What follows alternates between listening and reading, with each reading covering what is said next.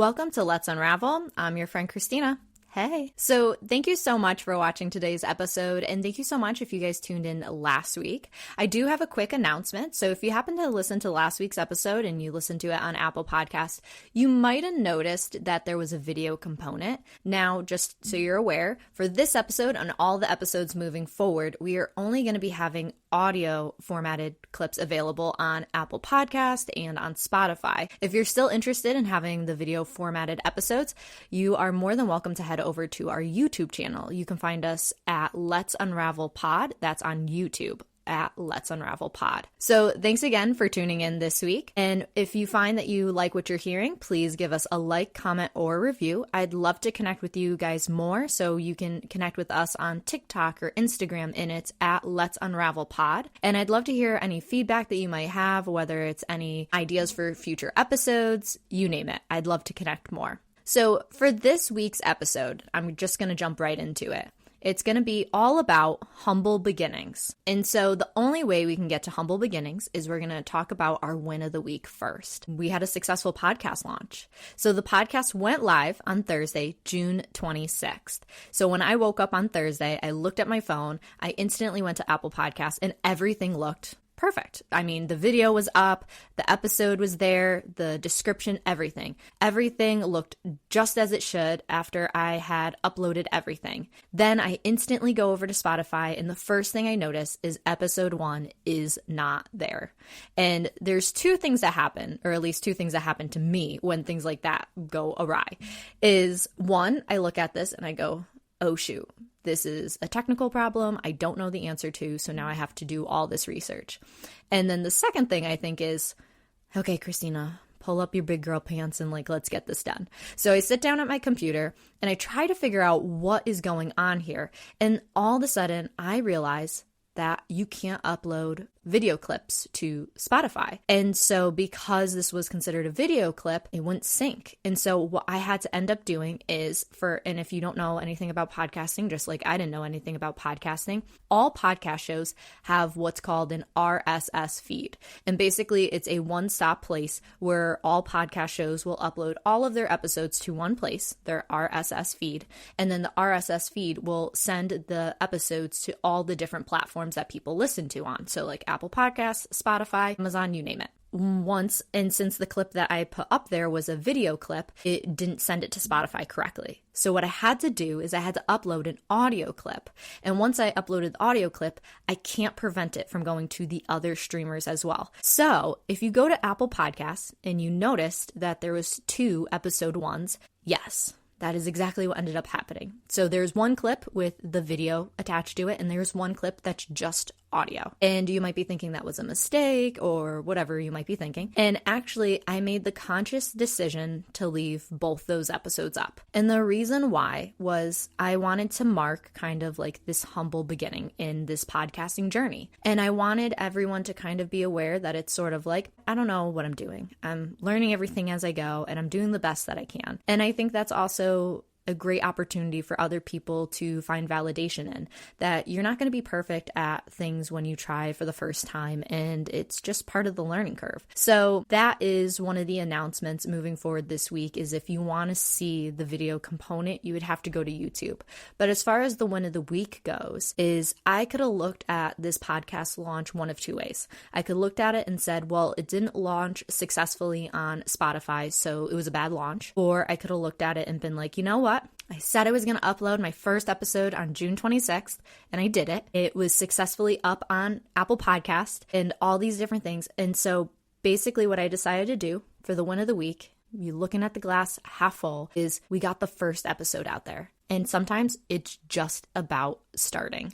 And that's what the beauty of Let's Unravel is. It's just about starting. It's just about getting out there. And even if things aren't perfect, when have you ever unraveled anything and it look perfect? It doesn't. It's life. And so moving from the win of the week to our topic today, humble beginnings. So humble beginnings, or sometimes I'll call it first attempts is you'll notice in your 20s, you have lots of first attempts. And a lot of them have to do with adulting. So like adulting things like learning how to cook, maybe car repairs, maybe it's jury duty or taxes, or your first day at a new job, which if you hang around me for any amount of time, anytime I talk about somebody transitioning from like college into like a corporate job or to a full-time job, or someone going from retail to a full-time job, is I call it like your first like big girl or big boy job. So I don't know why, it just seems funny, but it's just one of those things when you're transitioning and you're going to your first day at your big girl or big boy job. Those are like your first attempts and they're your humble beginnings. You don't forget those things. And so what's really cool is you'll notice over the span of this podcast, we're going to talk about a lot of different moments and a lot of different things that happen in your life. And a lot of times we talk a lot about firsts because being in your 20s, it's your first decade of being an adult. One of the things that you'll experience is actually there's two things. You'll have character building moments, but you'll also have humble beginnings. And I need you to know those two things are very different from each other. And so character building moments, they challenge who you are as an individual, whereas humble beginnings, they show you what you're made of, and it's also usually on a public level. So that's where today we're going to talk about humble beginnings and how that's not necessary. It can test your character for sure, but there's also a difference because a lot of times these character building moments, a lot of times will happen in more of a quiet time where it's just more about you, yourself, and I. Where when you look at humble beginnings, a lot of times people can see firsthand what's going on. And so with today's episode, I'm going to share with you 3 experiences that I've had of humble beginnings. And so the first one I wanted to jump into actually took place when I was around like 13 to 14 years old. And it's going to sound a little weird, but I'm just going to jump right into it. When I was about 13 to 14, I used to make and sell duct tape wallets. Yes, that sounds very bizarre because if you're thinking about duct tape, you're thinking about duct tape that you wrap on pipes or I don't know, anything you would use duct tape on.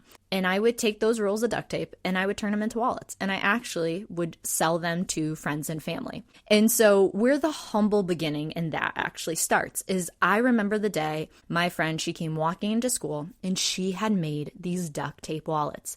These things were the coolest thing I had ever seen. I mean, at the ripe age of 13, of course. So she comes walking in with these duct tape wallets. She actually had a couple made, so she actually just gave me one.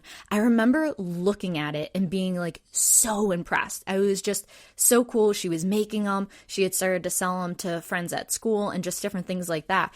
And I remember I had brought it home and one of my parents' family friends, they actually owned a gift shop in Connecticut. And that's where I'm from, born and raised. And so they had a gift shop in Connecticut. She saw this duct tape wallet. She opened it up. She was amazed at the craftsmanship because my friend did an excellent job. And she was just like, these are so cool. I would love to buy 10 of these for you and from you and sell them in my shop. And of course, being 13 years old and wanting to pretend like I was on Shark Tank, even though I don't even know if Shark Tank was on when I was 13. But I just remember in that moment thinking, yes, this is what I'm going to do. I am going to promise her 10 wallets and I'm going to talk to my friend and we're going to work out this little deal where she makes some and like we'll split the profits 50-50 because it's my connection. Like I had this whole plan in my head. Well, I walk into school Monday morning and I'm telling my friend like, hey, do you want to make some wallets? We can sell them at this gift shop, and told her like my plan. And she's like, no, I don't. And I was like, shoot.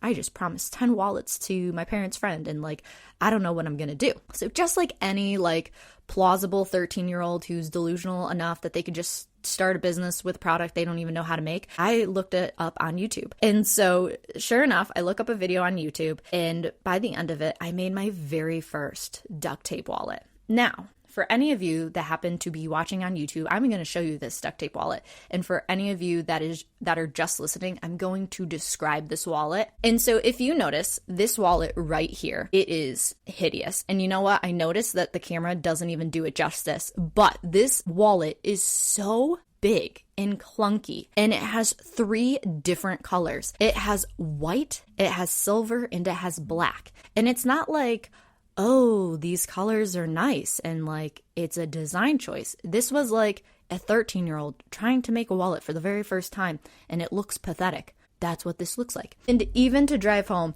these little pockets where you'd put the credit cards are so clunky. I mean, you couldn't fit a credit card into these things. And then my favorite, my absolute favorite, is the ID holder. And like there's a little bit of plastic. That plastic is actually from a Ziploc baggie. I cut it out and I just taped it in there. Oh, and very last, it doesn't close.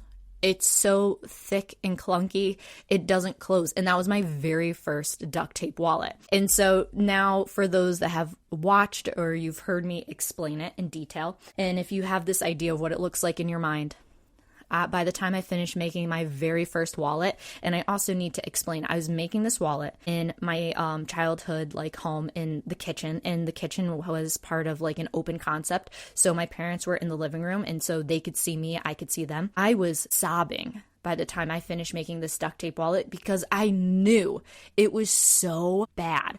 And so my parents, they come around me and my mom's like, what's the matter? And I'm explaining to her, I have to have 10 wallets made for Sunday.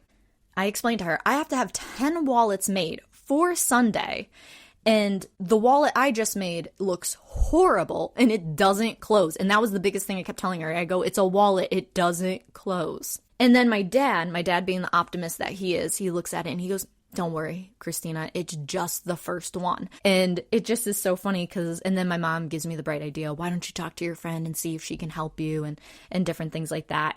And sure enough, I go to school the next day and I talk to my friend and just different things like that. And she's gracious enough to show me the video that she learned how to make duct tape wallets on. And I actually have one here as well. And so once again, if you're watching on YouTube and you see this is the duct tape wallet, I actually kept it all these years later because I am sentimental.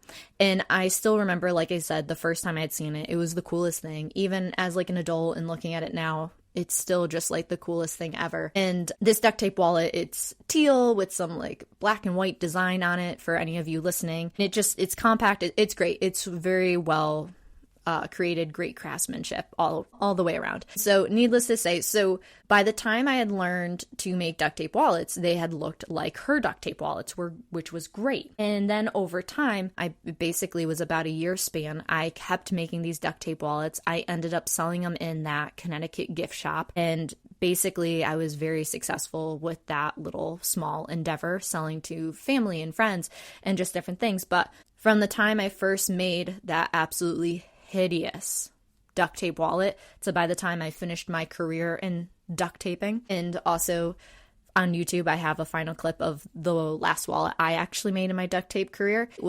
By the time I perfected it, it was slim, it was compact, and I remember people used to actually even comment on the duct tape wallets by the time I finished and were amazed. They were impressed. They were like, how did you do that? That was so cool. And that was just something where, once again, your humble beginnings don't define where you end up. It just marks where you start. That's really the point of a humble beginning. And so with the close of that story, anytime I ever go to start new things, I'm always thinking about that first duct tape wallet in my head. Anytime I think about starting something new, anytime I think about something being a challenge, I just always think about that duct tape wallet. And I just think, all right, if 13-year-old Christina thought she could sell 10 wallets without even knowing how to make a duct tape wallet, and then also put the pressure of having a deadline of within a week, I think I can do a podcast and have it launched within a month, even though that also was a bit crazy. But the point is, once again, it's humble beginnings. You have to start somewhere, and sometimes you just have to start. So with the next story, I'm actually going to jump into. This took place a little more recent. I was 25 when this next story took place. So at 25, I had entered into a whole new career industry, and I actually entered the world of insurance, and not just the insurance like Allstate or statewide or anything like that. I actually got into insurance that was delivered to like Fortune 500, Fortune 100 companies. So this was considered like the big leagues in insurance. And I started in insurance as an assistant. And by the end of my career, I actually ended up being the global head of my department. We had offices in London, and they were slowly expanding to other countries as well. When I had first started, it was really rocky for me. And a lot of times people talk about imposter syndrome and just different things like that. And in a way, I guess you could say I had imposter syndrome. I mean, imposter syndrome, a lot of times you find yourself in these places that you're like, how did I get here? It's because of like an overhype or something like that. I mean, these people knew I knew absolutely nothing about insurance. So I was an imposter kind of to myself, so to say. Anyways, but the point is, when I started in insurance, I was an assistant. And so one story that sticks out in my mind is I had been with the company for about 2 to 4 weeks. And at this point in time, the company I was a part of was considered like a startup company, even though, so it was considered a startup, but everyone that was working within this company had also been in insurance for numerous years. So they had a corporate background. So in a lot of ways, we had a lot of these corporate practices, but we really functioned like a startup, which was also a lot of fun because when I had joined, I was like one of 6 people. And then over time, as we reached double digits and different things like that, it just was a really exciting experience to be a part of. So when I had started and within like the first 2 to 4 weeks, they put me on a call with this vendor. It's me and like 2 other teammates. So it was like 3 people altogether of us. And so we're on this call, the vendors are talking, and slowly the 2 other guys are like, we have to jump off this call to go to another call, which is also fairly normal for being in corporate, is you could be on calls and have to leave to go to another call. And so by the time the second guy goes, oh, I have to drop, now it's just me and these vendors, and I have no clue what is going on in insurance. And they're asking me questions and they're asking questions about business and just all these different things. And like, I find a very polite way of basically saying like, I have just started. I have no background in experience. I have no background in insurance. I'm just trying to figure out what's going on. But needless to, and the other thing is I was going to say, when you have humble beginnings and you don't really know what you're doing, people are so incredibly gracious if you give them the opportunity to be gracious. And I mean, not always, but everything that I've experienced in my life, when I've been just honest with people and said, I don't really understand what's going on, people will a lot of times meet me where I'm at and they'll be very gracious and actually slow things down and they'll talk to me and just different things like that. So I encourage you, when you're doing new things and you're having humble beginnings, if you can show up in a way where you're honest and you're like, I really don't know what I'm doing. I'm happy to help where I can, but I really don't know what's expected. It's one of those things, people want to be gracious and people want to help. And so that was something I had realized. And like I said, from the time I had started in insurance to the time I ended, it was drastically different. And the area where I had started to really struggle with this like imposter syndrome, and like that was my first experience with imposter syndrome, was once I had become the head of my department. And so for such a long time, because of being an assistant and because of not knowing the industry and having to learn everything on my feet and being part of a startup, there were so many nuances to this job that by the time I had become the head of my department, it was almost like I was holding my breath. I felt like I was constantly holding my breath, that anytime somebody was going to ask me a question, was I really going to know the answer? But the surprising thing was, every time someone asked me a question, I did have the answer. I understood what was going on. The thing that I had realized with imposter syndrome is it really links to that phrase of fake it till you make it. And as someone who really lived by that phrase of fake it till you make it, I've realized, and this is a hot take, I hate that phrase. I want to throw it in the trash. And the reason why I want to throw it in the trash is because I've decided to rewrite it, to believe it, to be it. Because every time I would fake it to make it, I was an imposter because I didn't think I belonged because I was faking whatever this thing was. Whereas when I started to believe, like perfect example, when I went from being an assistant to being the head of the department, and I started to believe like, no, like I know what's going on. I see value in what I'm doing. I'm pushing the needle forward. And like I said, it was one of those things when you are already thinking in this imposter syndrome kind of place and you're thinking fake it till you make it and just all these different things, you do start to buy into this idea that you're an imposter, that you don't really know what's going on. And like I said, once you rename the phrase to believe it to be it, everything started to change for me, because once I started to realize I had a value in what I was doing. So I didn't need my coworkers to tell me I was doing a great job. I didn't need my coworkers to validate me on these different things, whether management saw it, whether anyone around saw it or not. The thing is, I knew what I was doing because I had changed in my mindset that I was going to believe it to be it. And so in my mind, I had decided to change it to believe it to be it. And that was one of those things where making that change, I was able to step out of imposter syndrome.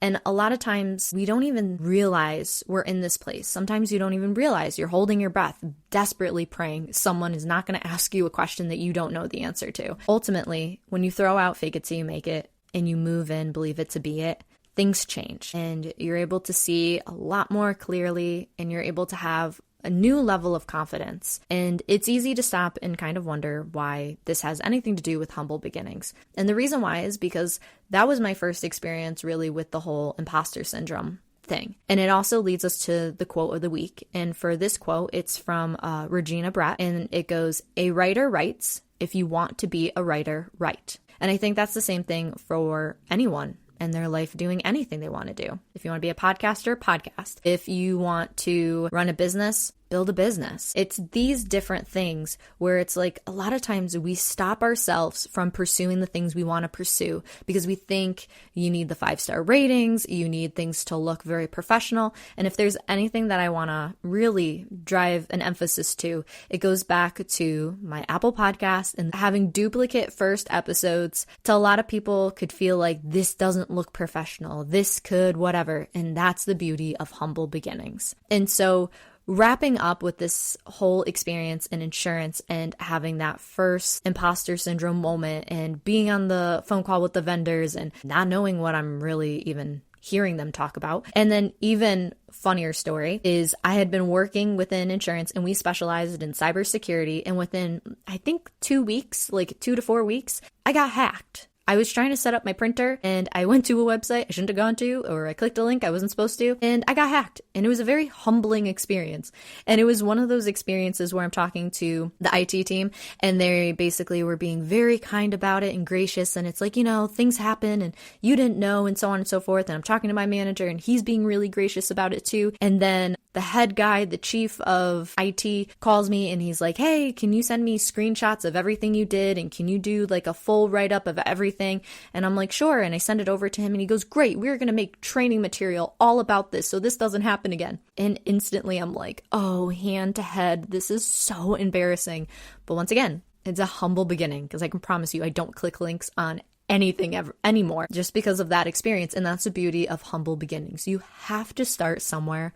And you know what? Humble beginnings, sometimes they're embarrassing. It's life. And so that was that was my second experience out of 3. My final experience that I was going to share with you guys today really has to do with podcasting. It's just this whole world. I stepped into this. I had no clue what I was doing and learning everything in real time. All of this is my first attempt at things, but I think there's something really beautiful about inviting people into your progress or process, should I say, and really how getting to see something start from the bottom up and not knowing where it's going to lead or not knowing where it's going to go, but also getting to see everything in its messy beautifulness too. And it's kind of funny because one of my favorite things to do when I watch TV shows is I love watching shows, especially like The Office, is if you watch the pilot episode, you see the camera work and you see everything. And even the actors, they look a particular way. But then if you go to